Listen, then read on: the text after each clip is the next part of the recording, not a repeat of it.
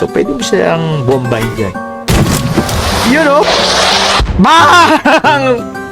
Pagkatapos ng mahabang bakbakan, intense na laban, deserve natin magpahinga, mag-chill muna mga boss. Kaya dali na ang squad dito sa may Lipovka. Ayan at mag-chill. Hangout tayo dito guys. Ayan kung pwede nga, dali mo yung kalaban dito, mag-hangout kayo. Pwede rin Marating na natin ang pinakatuktok. Eto na guys, di ba? Kung gusto mo na magpahinga talaga, pwede ka tumalon. Ayan, talon kang ganyan. At mag-parachute, di ba? Wag yun, ma-knockout ka talaga dyan. So, napakaangas ng lugar guys, napakaganda. At syempre, kung may nag-i-invade ng iyong privacy, pwede nyo nang tuluyan. Ganun lang naman. Yun swing. Tingnan natin yung swing. Ay, ang galing. Hindi pa maayos yung graphics masyado, pero soon maayos din yan.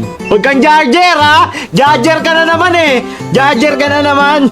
Hello guys, ito ang pinakabago dito. Pare ko yung mortar. Naman tayo. Ayan. Kunyari may camper dito sa third tower na to. Pare, madalas kinakampiyan, di ba? Madalas may sumisil dyan paglaban. So, pwede mo silang bombahin dyan. You know? Bang! Wala nang problema ngayon sa camper, lalo na sa mga squad house. Kayang-kaya nyo na silang durugin.